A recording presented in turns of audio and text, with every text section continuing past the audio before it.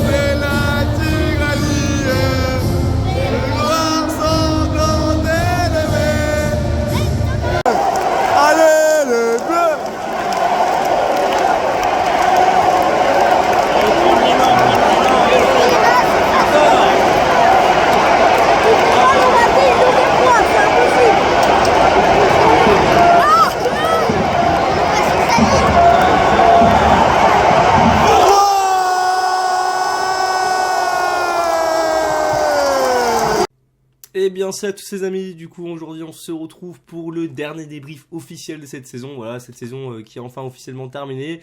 Elle a été terminée avec l'Olympique Lyonnais, mais elle n'était pas terminée avec l'équipe de France. L'équipe de France qui du coup s'est imposée hier sur le score de 1-0. Vous l'avez vu sur ce penalty d'Mbappé que je vous ai montré en vidéo. Voilà les gars, cette saison est enfin terminée. Dernier débrief de la saison. Du coup, et après voilà, on essaiera, du moins j'essaierai de vous faire la vidéo bilan du moins jeudi, sinon ça va être compliqué parce qu'au niveau timing, j'ai pas mal dans mon emploi du temps, j'ai pas mal de choses à faire.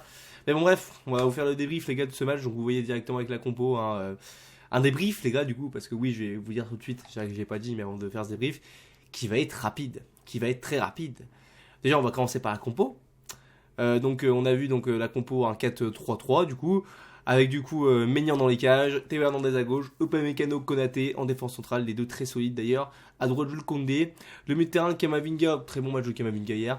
Tchouaméni, Griezmann d'ailleurs le pauvre qui a subi un attentat, mais mon dieu, mais encore moi de vue du stade, pourtant j'étais au stade, j'avais pas vu qu'il saignait, vous qui étiez sur la télé, ceux qui l'ont vu à la télé ont dû le voir. Moi j'étais au stade, que j'avais pas vu qu'il se mettait à saigner, mais ouais il a carrément saigné.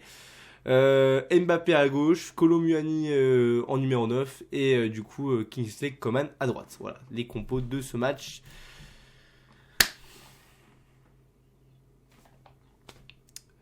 Voyez-vous, je vous retrouve là dans ce débrief, mais je vous avoue que je vais faire un débrief, mais je sais même pas quoi vous dire de ce match. Je sais même pas quoi réellement vous dire de ce match, parce que franchement les gars, pour être honnête avec vous, il n'y a pas grand chose à dire.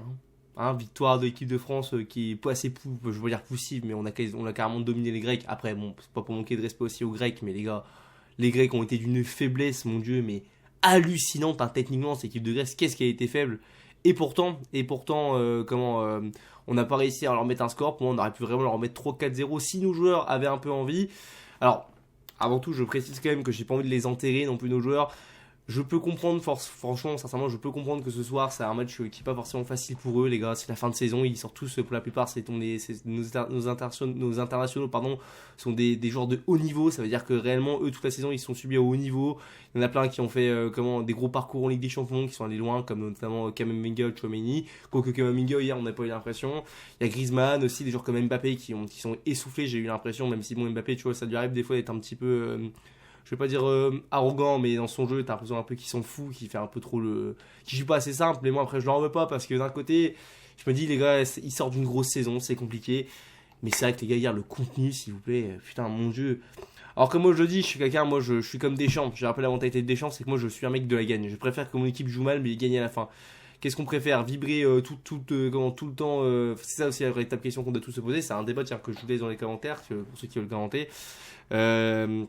Est-ce que vous préférez, les gars, comment avoir une équipe de France qui joue tout le temps bien mais qui va jamais aller loin, par exemple dans les compétitions, ou alors qui va aller loin mais qui va faire quart de finale, demi-finale ou qui va se faire éliminer, ou est-ce que vous préférez une équipe comme celle de Deschamps, certes qui est pas très bonne mais qui va, on va dire, réussir à aller au bout généralement des compétitions, même si en soi on a gagné que 2 compétitions sous Deschamps, la Coupe du Monde et la Ligue des Nations qui est pas très importante, mais bon, tu dis quand même qu'on a été souvent dans les derniers carrés, à part cet échec avec la Suisse, là où par contre ouais, on était en droit par contre de vraiment le critiquer. Je sais pas, mais c'est moi, enfin je sais pas, si je suis peut-être quand même plus du bord de vraiment, voilà, ne pas vibrer pendant entre les grandes compétitions, c'est-à-dire Euro ou Coupe du Monde, mais au moins tu vois avoir une équipe de France qui, voilà, performe vraiment, parce que c'est ça le plus important au final, c'est ça qu'on retient le plus, c'est la victoire finale dans le football, c'est ce que je dis toujours. Mais c'est vrai que quand par exemple t'as des gens comme moi, hein, moi j'étais dans la tribune Est, voilà, j'ai payé 75 € ma place avec un pote, on y allait avec le pote que vous avez vu en début de vidéo. On a payé notre place 115 balles pour assister à ça, les gars. On souffle un peu quand même, hein, on souffle un peu. Je veux bien qu'on soit pas non plus le Barça de Guardiola ou quoi que ce soit, mais les gars, on demande un peu plus de jeu, quoi.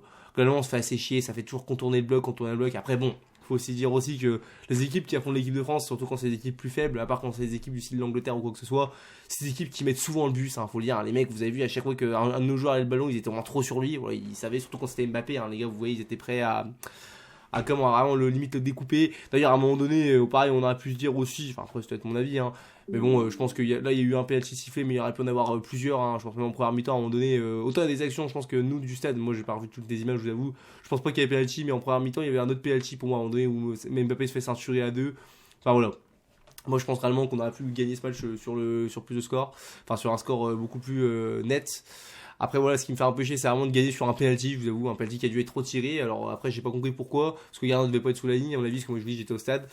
Mais bon, après voilà, c'est compliqué. C'est compliqué vraiment de donner un avis là-dessus. Bon, après le match, je vous dis, globalement, dans son contenu, il n'y a rien de grand-chose, hein, il y a quelques occasions. Alors si, il y a aussi quand même un truc qui m'a rendu fou, par contre, les gars. Oh, cette action à la fin du match, là, d'ailleurs, avec les 14 minutes de temps additionnel, bon, au final, quand j'ai eu les 14 minutes, j'étais un peu gourmand. Je me suis dit, oh, bah, on va voir, peut-être qu'ils vont se bouger, qu'ils vont mettre un but, mais ils ont rien fait. Donc, ouais, c'est 14 minutes, 10 minutes de plus de pure souffrance, limite un peu plus. Par exemple, comme je disais juste avant, cette action là, quand ils sont en 4v1 ou en 3v1, je sais plus. Oh là, où Théo Hernandez fait la passe et que là, je sais plus, il y a Nkunku, Dembélé et Mbappé qui se comprennent pas. Oh les gars, vous forcez. Franchement, ça c'est honteux, ça par contre. Bon, bref, c'est pas grave. On va dire les gars, le plus important, c'est essentiel, c'est la victoire. Voilà, ils vont se reposer. Il y a beaucoup de joueurs de ces joueurs qui ont besoin de ça. Après, moi, voilà, j'aurais bien voulu, comme je dis, dans ce genre de rassemblement, c'est pas des équipes de haut niveau. Les gars, moi vraiment, j'aurais voulu voir d'autres joueurs. Voilà. Je vais recommencer par lui. Voilà, je vais faire mon Lyonnais, les gars, mais. Franchement, est-ce qu'un Lacazette n'a pas pu apporter quelque chose avec son envie et tout sur des matchs comme ça? Mais je vous pose vraiment la question, les gars. Je sais pas, moi, Randal Colomouani, parce que franchement, Randal Colomouani, j'aime beaucoup ce joueur, contrairement à Thuram que je peux critiquer. Je pense que Colomouani, il a un très bon avenir en équipe de France. Mais si on est objectif, les gars, Colomouani, la plupart du temps, depuis qu'il est convoqué, à part quand il marque son but là, contre le Maroc et sa rentrée contre l'Argentine, bah, le peu de matchs qu'il a fait, c'est-à-dire qu'il en a fait 4, il me semble, bah, il n'a pas été formidable, hein, Colomouani. C'est assez compliqué, j'ai l'impression, hein, comme point d'appui. Je préfère avoir un Giroud qu'un Colomouani pour l'instant numéro 9 en équipe de France. Après, voilà, je pense que c'est le temps qu'il s'habitue et tout, mais c'est vrai que Colomouani, c'est léger. Hein. Pareil, il y a des joueurs qu'on aime bien, qu'on aime bien des fois, par exemple, taper sur des Pavards, sur, je ne sais pas, des Dembélé, hein, même Dembélé, je sais qui a fait qui a fait une assez bonne rentrée, je trouve, personnellement, moi. Par contre, les gars, un joueur comme Chouameni, excusez-moi, mais Chouameni, je le trouve vraiment, je sais pas ce qu'il apporte, ce genre-là. Que des passes vers l'arrière, il casse aucune ligne. Bon, il est pas mauvais, il arrive des fois à un peu récupérer le ballon, mais je le trouve assez banal. Je le trouve pas vraiment. Tu vois, on parle beaucoup de Chouamini comme un mix entre Pogba et Kanté. Bah, tu m'excuses, mais bon, Pogba et Kanté, ils avaient quand même des qualités largement au-dessus des siennes. Tu vois, chacun, il n'y a aucune pour moi des qualités de un des deux que je retrouve chez lui, quoi, sur ce match. Chouamini, je trouve qu'en équipe de France, même cette saison au Real Madrid, le peu de match que j'ai vu, c'est pas terrible. Hein. On espère que c'est une saison là, où il va s'adapter. Autant la Coupe du Monde, il a été bon, mais là, ouais, ça a été compliqué. Kamavinga, par contre, j'ai adoré son match, très bon. Et d'ailleurs, ça prouve encore une fois que vraiment mettre Kamavinga au latéral gauche, c'est du suicide, c'est criminel. Kamavinga, j'ai trouvé un très bon match. Alors, il fait pas non plus un match extraordinaire en vrai, si je suis honnête, mais je trouve que j'ai bien aimé parce qu'il a beaucoup tenté, il a beaucoup réussi à orienter le jeu, à essayer de casser des lignes. Il a aussi ce côté technique que j'aime bien, Kamavinga. Voilà, c'est vraiment, j'ai bien aimé son match. Sinon, bon bah Mbappé ça a été compliqué, hein, beaucoup pris après le mec, ouais, il y a trop de joueurs sur lui. Je veux bien que ce soit un grand joueur, mais bon les gars, faut quand même pas exagérer non plus quand t'as trop de joueurs comme ça sur toi qui veulent te ceinturer, qui sont quand même à faire des fautes comme ça, c'est compliqué pour lui de s'exprimer. Ça, ouais, bon après j'ai même aimé aussi le match de Konaté et Upamecano, surtout Konaté, putain mon dieu quel monstre, oh, c'est solide, hein, c'est solide. Koundé c'est un peu compliqué, il apporte pas grand chose. C'était Hernandez, bon. ni bien ni mauvais, on va dire. C'était pas mauvais, mais c'était assez, comme ça, quoi. C'était ballon. Bref, j'ai rien d'autre à vous dire sur ce débrief, les gars. Hein. Voilà, victoire 1-0. C'est la fin de saison. Finalement, je devrais partir en vacances parce que j'ai eu une petite guerre. Je dois partir en avion, mais j'ai perdu ma carte d'identité, donc j'espère que ça passera. Sinon, vous verrez des vidéos de moi. Vous verrez sûrement ma tête. Hein. Bon, ça sera peut-être bien pour vous, mais pas pour moi. Hein, si je fais ça, donc j'espère que je vais partir. Bref, j'en rigole, mais je stresse quand même. Donc voilà, on se retrouve peut-être pour le bilan de la saison jeudi. Hein, je la posterai jeudi cette vidéo.